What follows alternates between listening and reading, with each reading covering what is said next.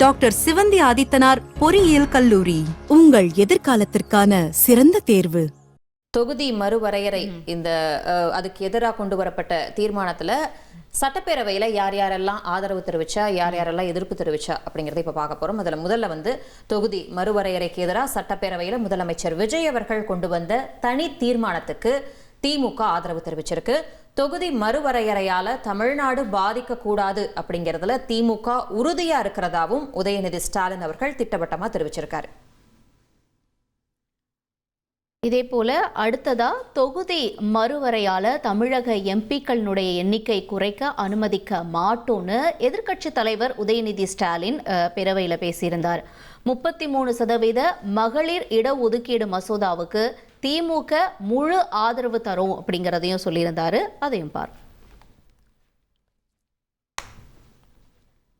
அடுத்ததுல அதிமுகவுடைய நிலைப்பாடு என்ன அப்படிங்கிறதையும் பார்க்கணும். தொகுதி மறுவரையறையை எதிர்த்த இந்த தனி தீர்மானத்துக்கு எதிர்ப்பு தெரிவிச்ச அதிமுக 33% மகளிர் இடஒதுக்கீட்டுக்கு ஆதரவு தெரிவிச்சிருக்காங்க.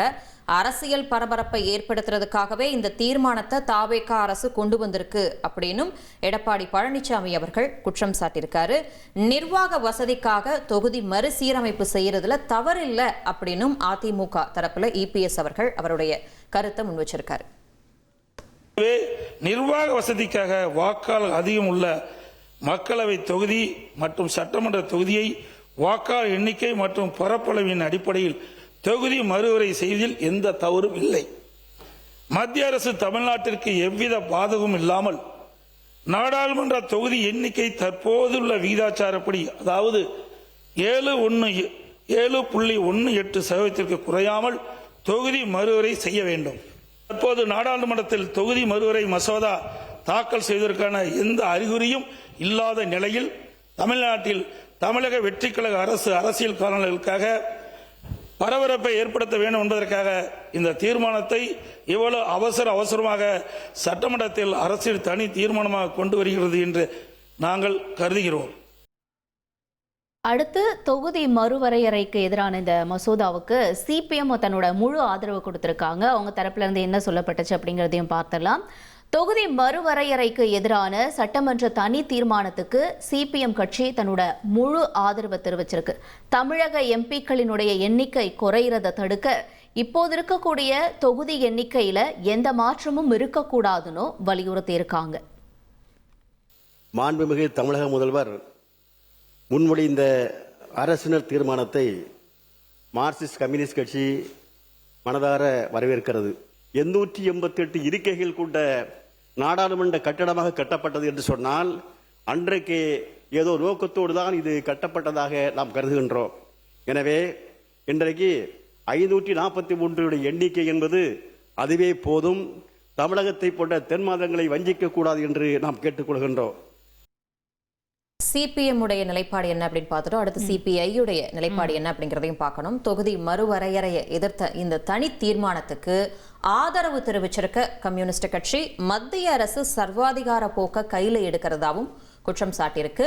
புதிய நாடாளுமன்றத்தில் 850 இருக்கைகள் அமைச்சதுக்கு அப்புறம் தொகுதி மறுவரையறை மசோதா கொண்டு வர முயற்சிக்கிறதாவும் ஒரு குற்றச்சாட்டு முன்வைக்கப்பட்டிருக்கு. இந்த தொகுதி மறுவரையறை அப்படிங்கிறது தென் மாவட்டங்களுக்கு பாதகம் ஏற்படுத்தக்கூடியது.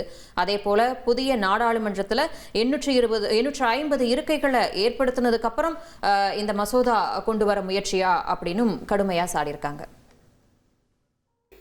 நாடாளுமன்ற உறுப்பினர்களுக்கு ஏற்பதான் நாடாளுமன்றத்தில் இருக்கைகள் அமைக்கப்பட வேண்டும். ஆனால் நாடாளுமன்றத்தில் 850 இருக்கைகள் அமைத்துவிட்டு அதற்கு ஏற்ப இன்றைக்கு ஒன்றிய அரசு தொகுதி மறுசீரமைப்பு என்ற பெயராலே இன்றைக்கு அந்த மசோதாவை கொண்டு வர இருக்கிறது. அத்தகைய சர்வதிகார போக்கை இன்றைக்கு ஒன்றிய அரசு முன்னெடுத்திருக்கிறது. இது ஜனநாயகத்துக்கு பேர் ஆபத்து. இந்த ஜனநாயகத்தை பாதுகாக்கப்பட வேண்டியது அனைத்து அரசியல் கட்சியுடைய கடமை. குறிப்பாக தமிழ்நாட்டு தென் மாநிலங்களுடைய அனைத்து அரசியல் கட்சிகளும் இதில் ஒன்றுபட்டு நிற்க வேண்டும். அடுத்தபடியா இந்த தீர்மானத்துக்கு எதிர்ப்பு தெரிவிச்சிருக்கு பாஜக. போஜராஜன் அவர்கள் இருக்கார் உறுப்பினரா. அவர் தரப்புல இருந்து என்ன சொல்லப்பட்டுச்சு அப்படிங்கிறதையும் நம்ம பார்க்கலாம். தொகுதி மறுவரையறைக்கு எதிரான தனி தீர்மானத்திற்கு எதிர்ப்பு தெரிவிச்சிருக்கக்கூடிய பாஜக இந்த விவகாரத்தில் அவசரம் ஏன் அப்படின்னு கேள்வி எழுப்பியிருக்காரு உறுப்பினர். எதிர்காலத்தை கருத்தில் வச்சு புதிய நாடாளுமன்ற கட்டடம் கட்டப்பட்டதாகவும் விளக்கத்தையும் கொடுத்திருக்காரு. அதையும் பார்க்கலாம். அவசரம் என்ற எதற்கு என்று எனக்கு புரியவில்லை. இன்னும் அவர்கள் சில உறுப்பினர்கள் சொன்னது போல் ஒரு முன்விடிவு காலகட்டத்தில் தான் அந்த பரிசீலனை தான் இருக்கின்றது. ஆனா மாற்றம் ஒன்றுதான் நிரந்தரம். எதிர்காலத்தில் தேவைக்காக அன்னைக்கு இடிச்சிட்டு கட்டிட்டு இருக்க முடியாது. அதனால ஒரு திட்டம், எதிர்காலத்தை நினைத்து அடுத்த தேர்தலை நாங்கள் நினைக்கவில்லை, அடுத்த தலைமுறை, அடுத்த ஜெனரேஷன் நாங்கள் நினைக்கின்றோம். அதனால அந்த காலகட்டத்தில் தேவைப்படும் என்பதற்காக அந்த மாதிரி ஒரு நிலைமையை அவர்கள் உருவாக்கி இருக்கிறார்கள். தவிர அதற்கு உள்நோக்கமே ஒரு வெஸ்டர்ன் இன்ட்ரெஸ்ட் மாதிரி, ஒரு களங்கப்படுத்துகின்ற மாதிரி தயவு செய்து உறுப்பினர்கள், மாண்புமிகு உறுப்பினர்கள் தவிர்க்க வேண்டும் என்று கேட்டுக்கொள்கின்றேன். இதுல தேமுதிகவுடைய நிலைப்பாடு என்ன அப்படின்னு பாக்குற பட்சத்துல தொகுதி மறுவரையறை மசோதாவே வராத நிலையில எதன் அடிப்படையில தீர்மானம் கொண்டு வரப்படுது அப்படின்னு சட்டப்பேரவையில பிரேமலதா விஜயகாந்த் அவர்கள் கேள்வி எழுப்பியிருக்காங்க. தொகுதி மறுவரையறையால தமிழகத்துக்கு 51 எம்பிக்கள் கிடைப்பாங்க அப்படிங்கறதால மக்கள் சேவை இன்னும் சிறப்பா இருக்கும் அப்படின்னு தெரிவிக்கப்பட்டிருக்கு. மத்திய அரசு இதுவரை தொகுதி மறுவரையை தொடர்பான இந்த மசோதாவில் சட்ட முன்வழிவு இதுவரைக்கும் மத்திய அரசுல சட்ட முன்வழிவு இதுவரை கொண்டு வரவில்லை.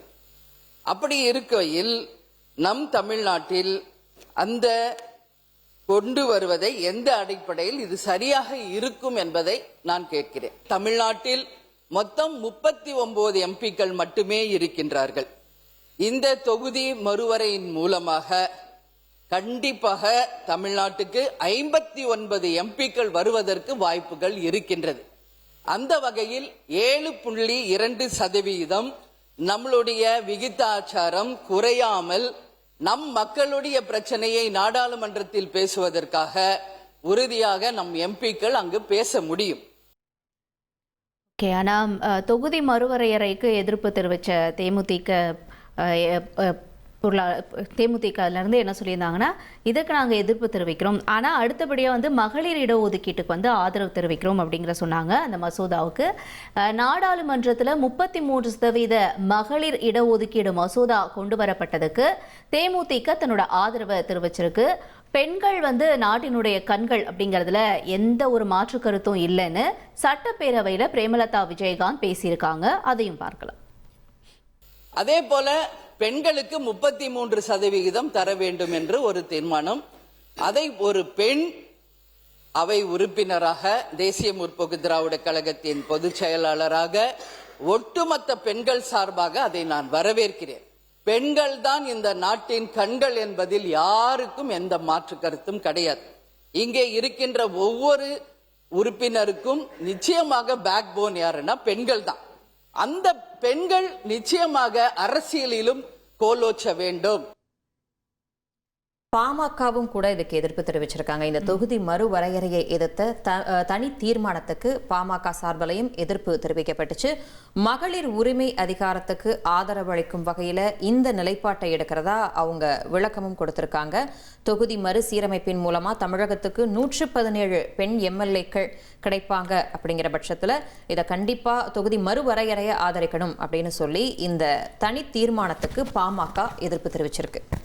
ஏன் அந்த ஒரு மனதாக என்ற வார்த்தை அந்த தீர்மானத்தில் இருக்க வேண்டாம் என்று நாங்கள் கேட்டுக்கொள்வதற்கு காரணம், இந்த தீர்மானத்தை பாட்டாளி மக்கள் கட்சி பெண்களின் உரிமைக்காகவும் அவர்கள் அரசியல் அதிகாரம் பெறுவதற்கும் எதிராக நாங்கள் பார்க்கின்ற காரணத்தினால் இந்த தீர்மானத்தை நாங்கள் ஆதரிக்கவில்லை என்று கூறி அமர்கிறேன். நன்றி.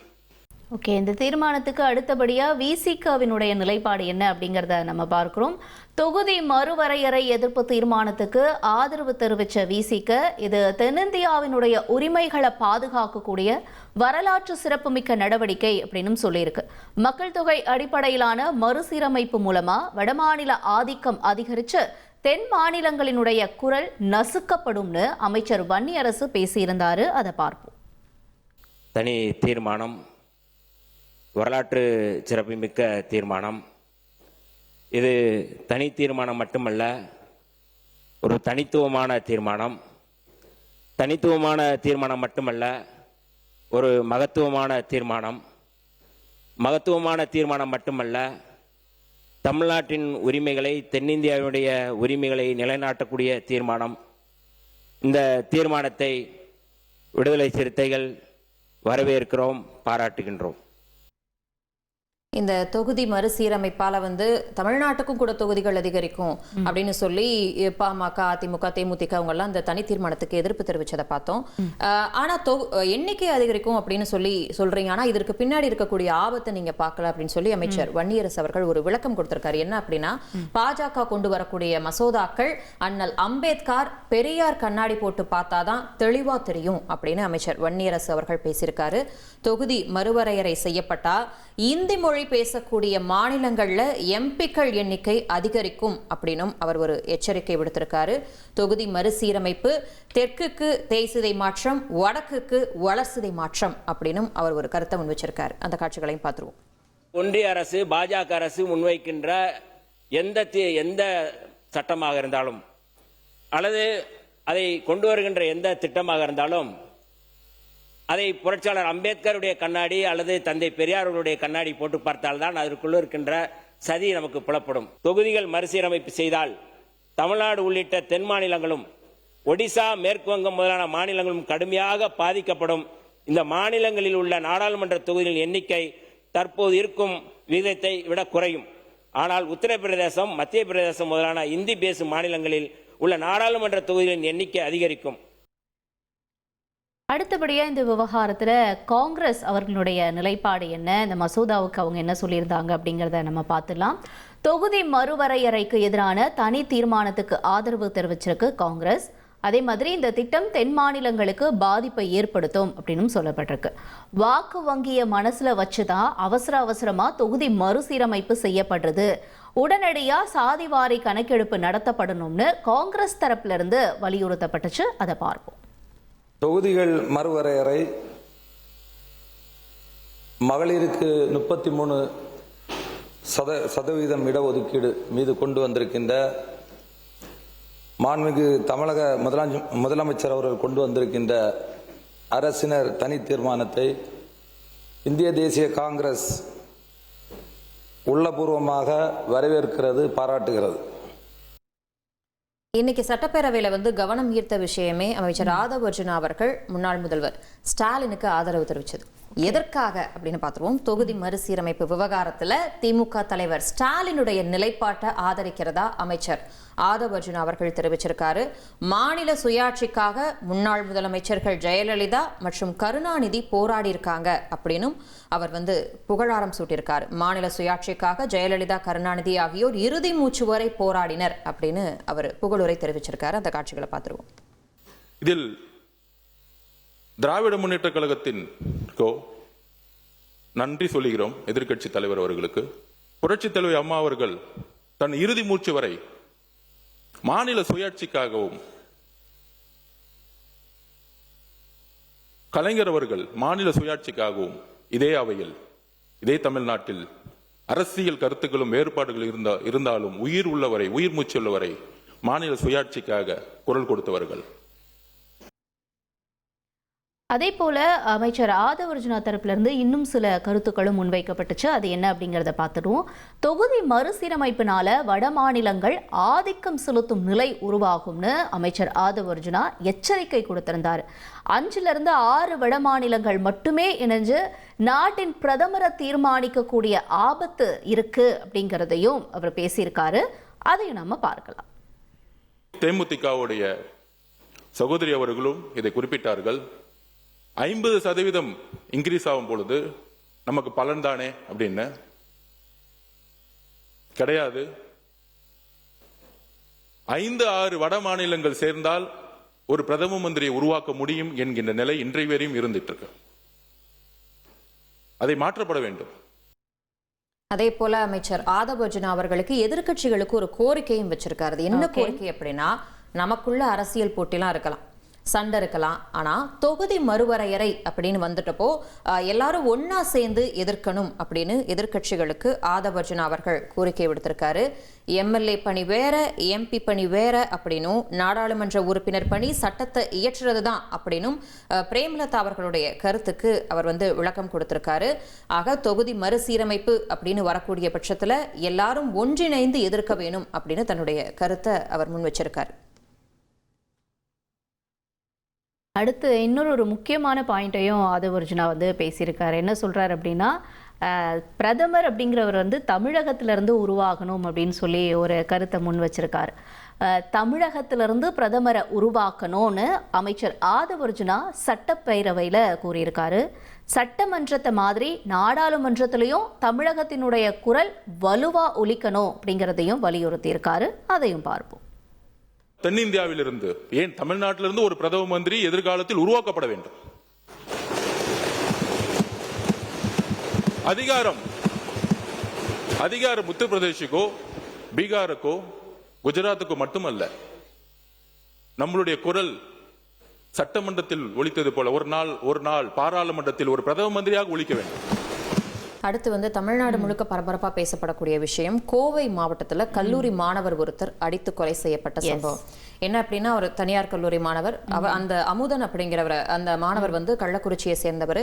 அவர் முன் விரோதம் காரணமா சக கல்லூரி மாணவர்களாலேயே அடித்து கொல்லப்பட்டதா ஒரு தகவல் வெளியாச்சு. இந்த விவகாரத்துல 17 வயது சிறுவன் உட்பட 5 பேர் கைது செய்யப்பட்டிருந்தாங்க.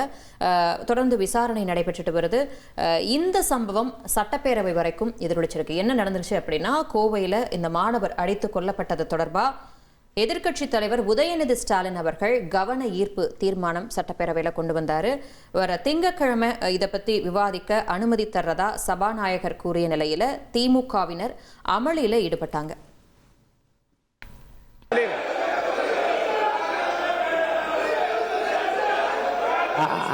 முன்னவர் உட்காருங்க, நான் பண்றேன். உட்காருங்க. நான் சொல்றேன். பேரவைத் தலைவர் அவர்களே, உட்காருங்க.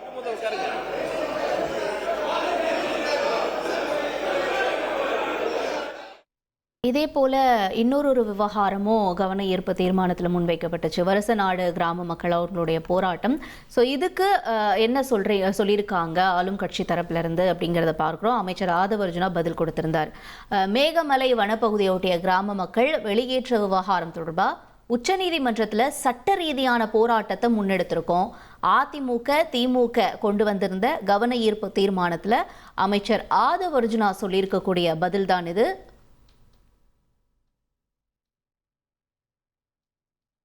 வழக்கமா முதல்வர் விஜய் அவர்கள் தான் எப்பவுமே குட்டி ஸ்டோரி சொல்லுவார். ஆனா இன்னைக்கு கொஞ்சம் வித்தியாசமா அமைச்சர் மரிய வில்சன் அவர்கள் ஒரு குட்டி கதை சொல்லியிருக்காரு. எதுக்கு அப்படின்னா, தேசத்தை அடுத்து ஆள போறது யாரு அப்படின்னு அமைச்சர் மரிய வில்சன் அவர்கள் ஒரு சின்ன கதை மூலமா விளக்கம் கொடுத்திருக்காரு.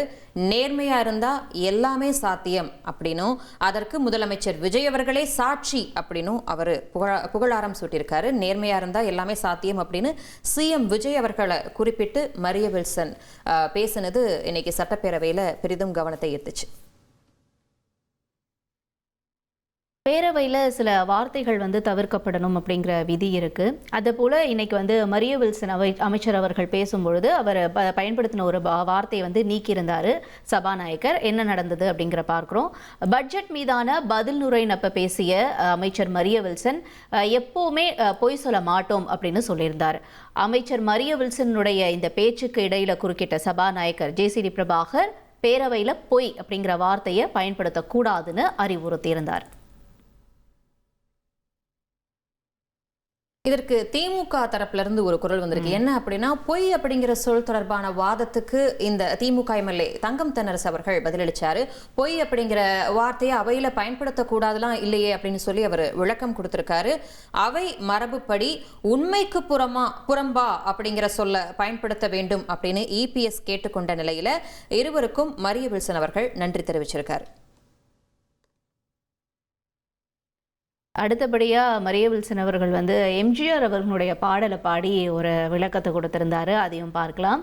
அதாவது முதல்வர் விஜய்க்கு ரொம்ப பிடிச்ச தலைவர் எம்ஜிஆர்னு குறிப்பிட்டு மரிய வில்சன் அவர்கள் வந்து பாடலை பாடியிருந்தார். எம்ஜிஆரினுடைய நல்ல நல்ல பிள்ளைகளை நம்பி அப்படிங்கிற பாடலை பாடி புகழாரம் சூட்டியிருந்தாரு, அதையும் பார்ப்போம். கருணை இருந்தால் வள்ளலாகலாம், கடமை இருந்தால் வீரனாகலாம், பொறுமை இருந்தால் மனிதனாகலாம், மூன்றும் இருந்தால் தலைவனாகலாம்.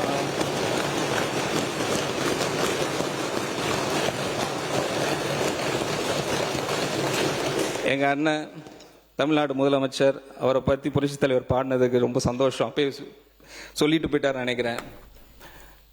அமைச்சர் மரிய வில்சன் பாட அதுக்கு வந்து முதல்வர் விஜய் அவர்கள் கொடுத்த ரியாக்ஷன் தான் ஹைலைட். இதோட அமைச்சர் மரிய வில்சன் அவர்கள் இன்னொரு முக்கியமான விஷயத்தை பத்தியும் விளக்கம் கொடுத்தார். அவர் வந்து தமிழ் உச்சரிப்பை பத்தி பல விமர்சனங்கள் எழுந்த நிலையில பட்ஜெட் மீதான பதிலுரையில பேசிய அமைச்சர் மரிய வில்சன் அவர்கள் தமிழ் பேசுறதுல எனக்கு தடங்கள் இருக்கு அப்படின்னு சொல்லியிருந்தாரு.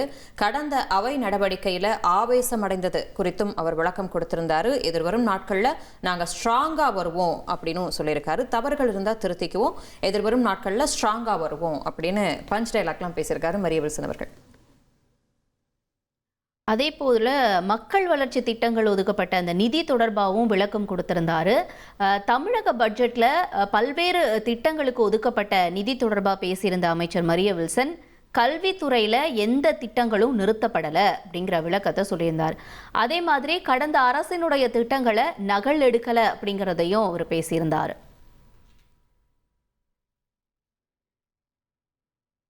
அடுத்து வேளாண் பட்ஜெட்டை பத்தி அமைச்சர் வினோத் அவர்கள் என்ன சொல்லியிருக்காரு அப்படிங்கிறதையும் பார்த்துருவோம். தாவேகா அரசுடைய இந்த வேளாண் பட்ஜெட் வெற்று பட்ஜெட் கிடையாது, வெற்றி பட்ஜெட் அப்படின்னு வேளாண் நலத்துறை அமைச்சர் வினோத் அவர்கள் பெருமிதம் தெரிவிச்சிருக்காரு. விவசாயிகளுடைய பிரச்சனைகளுக்கு உடனுக்குடன் தீர்வு காணப்பட்டு வரதாகவும் பட்ஜெட்ல அறிவிக்கப்பட்ட திட்டங்களை நிறைவேற்ற அவகாசம் தேவை அப்படின்னும் அவர் வந்து விளக்கம் கொடுத்திருக்காரு. வாக்குறுதிகளை நிறைவேற்றுறதுக்கு எங்களுக்கு அவகாசம் கொடுங்க அப்படின்னு அமைச்சர் வினோத் அவர்கள் கோரிக்கை விடுத்திருக்காரு. டாக்டர் சிவந்தி ஆதித்தனார் பொறியியல் கல்லூரி, உங்கள் எதிர்காலத்திற்கான சிறந்த தேர்வு.